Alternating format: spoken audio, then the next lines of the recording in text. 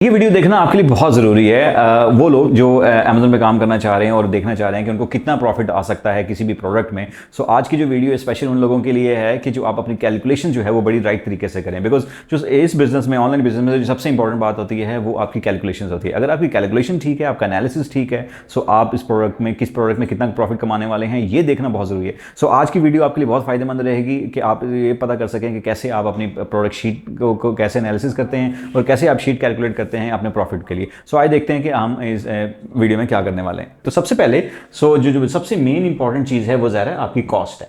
तो जब भी आप कोई प्रोडक्ट खरीदेंगे डेफिनेटली आपकी उसकी कोई कॉस्ट बेयर करेंगे। वो आप किसी ब्रांड से खरीदें, किसी डिस्ट्रीब्यूटर से खरीदें या किसी होलसेलर से खरीदें, सो आपको एक कॉस्ट देनी पड़ती है। तो लेट्स सपोज हम एक डमी कॉस्ट क्रिएट कर लेते हैं $5। तो अगर लेट्स सपोज एक मार्कर है, ये वाला एक मार्कर है, और ये मार्कर की कॉस्ट जो है वो मैं किसी ब्रांड से अगर खरीदता हूं तो वो $5 की कॉस्ट है। ठीक है, अब इस कॉस्ट के बाद जो मेन चीज़ आपको बेयर करनी पड़ेगी वो है इसकी शिपिंग।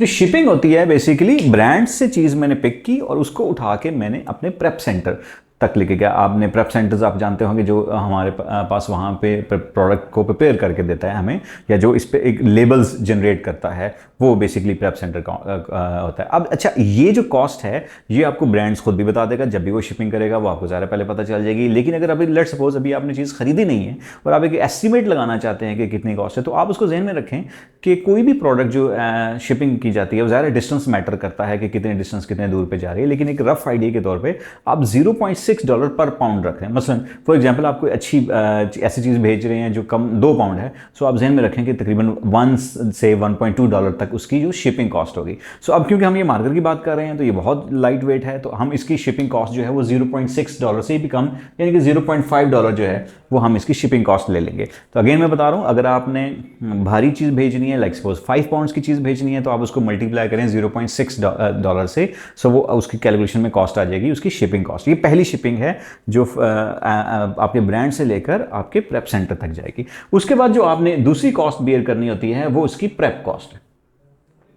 प्रेप से क्या मुराद है? प्रेप से मुराद है कि ये, जिससे मैंने आपको बताया कि वहाँ पे यूएस में बहुत सारे प्रेप सेंटर्स हैं जो आपके बिहाफ पे आपको प्रिपेयर करके चीज़ प्रेप करके अमेजोन वेयर हाउस तक पहुँचाते हैं। तो वो प्रेप सेंटर्स वाले जो हैं उनकी जो कॉस्ट है वो नॉर्मली अगर सिर्फ लेबल्स जनरेट करने हैं और लेबल पेस्ट करने हैं यहाँ पे, जिसमें यहाँ पे आपको नजर आ रहा होगा स्क्रीन पे बार कोड्स वगैरह हैं, सो अगर ये सिर्फ बार कोड्स लगाने हैं तो इसकी कॉस्ट वेरी करती है $0.45 से $0.6 तक। मुख्तलिफ प्रेप सेंटर्स वाले मुख्तलिफ कॉस्ट ले रहे हैं। लेकिन अगर इसकी कोई बंडलिंग करनी है, 2 मार्कर्स को इंगेज करना है, लेट्स सपोज अगर आपके पास एक ब्लू मार्कर और ब्लैक मार्कर है, आप इन दोनों को इंगेज करना चाहते हैं और इसको प्रिपेयर करके वो इसके ऊपर रैप करके लेबलिंग करेगा, तो वो तकरीबन $1 के करीब करीब ले लेता है। लेकिन अगर ये सिंगल पीस है तो $0.5 के करीब करीब लेता है। तो हम इसकी एक एस्टिमेट कॉस्ट लगाते हैं $0.5।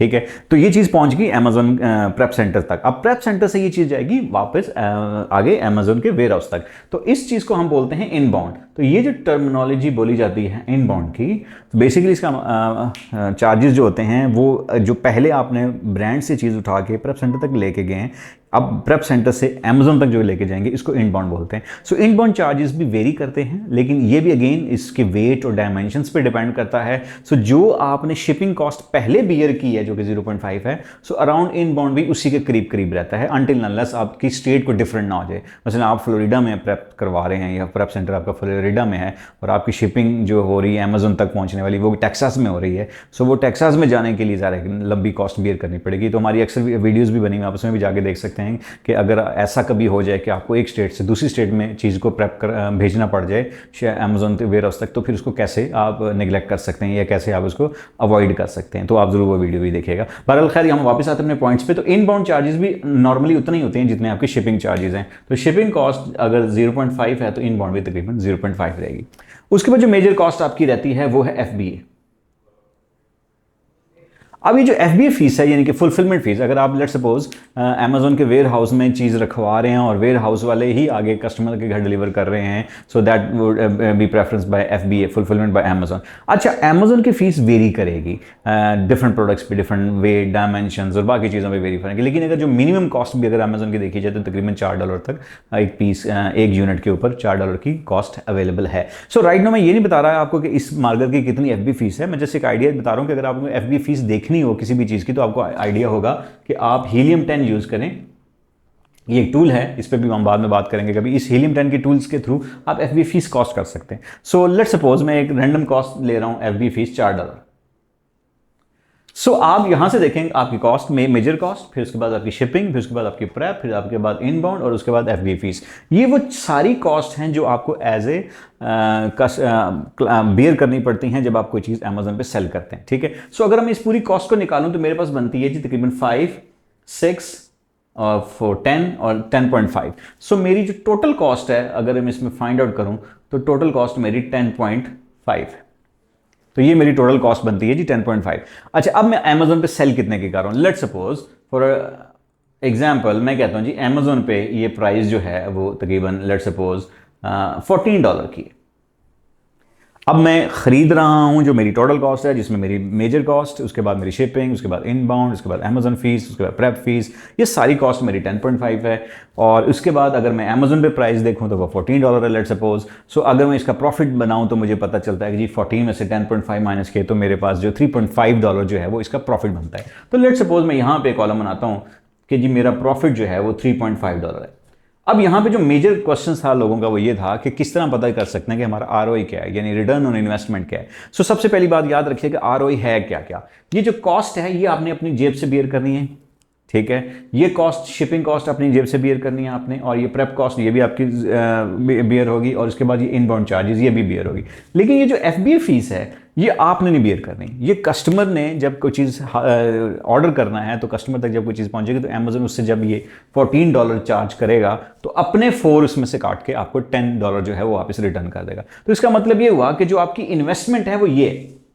सो फिर आपकी इन्वेस्टमेंट अगर ये तो रिटर्न आपको इस इन्वेस्टमेंट पे आना है। सो लाइक अगर मैं इसको कैलकुलेट करूं तो ये बनता है जी 5, 6 एंड 0.5, यानी कि 6.5 इज योर कॉस्ट और 3.5 जो है वो लेट्स सपोज आपका अगर प्रॉफिट है तो फिर आपका आरओआई क्या होगा। सो आरओआई का जो फॉर्मूला है वो ये बनेगा कि 3.5 that is your profit and divided by days 6.5 जो आपकी टोटल कॉस्ट थी इनटू 100।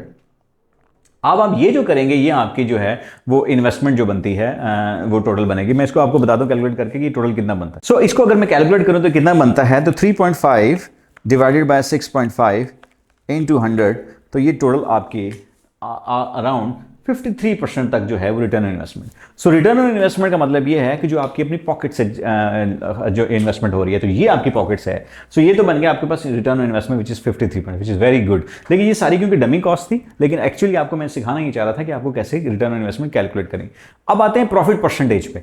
सो अगर आपने प्रॉफिट परसेंटेज फाइंड करना है तो फिर आप एफपीए की जो फीस है उसको भी इंक्लूड कर सकते हैं। लेकिन क्योंकि बात हो रही थी रिटर्न ऑन इन्वेस्टमेंट की, सो आप ये कह सकते हैं कि अगर मैं $100 में स्पेंड करूंगा तो 53 जो है वो मुझे अटैच होकर आएंगे साथ, यानी कि 153 जो है मुझे वापस आएंगे। सो ये रिटर्न ऑन इन्वेस्टमेंट का जो है हम एक शीट बनाते हैं जिसमें हम चेक करते हैं, और मिनिमम हम जो एफबी होलसेल मॉडल में कम से कम भी तकरीबन 20% तक जो है वो रिटर्न ऑन इन्वेस्टमेंट जो है वो हम जरूर रखते हैं। बिकॉज इसमें कुछ ऐसे हिडन चार्जेस भी होते हैं, ये आ सकते हैं, या कोई रिटर्न ऐसे आ सकते हैं जिसकी वजह से ये आपका रिटर्न इन्वेस्टमेंट कम ना हो जाए। तो इसलिए कम से कम कोशिश करें कि आपकी जो रिटर्न इन्वेस्टमेंट है वो 20+ होनी चाहिए। सो आई होप कि आपको ये बात समझ आ गई होगी। नेक्स्ट फिर किसी वीडियो में दोबारा फिर हाजिर होंगे, तब तक के लिए इजाज़त दें। अल्लाह हाफिज़।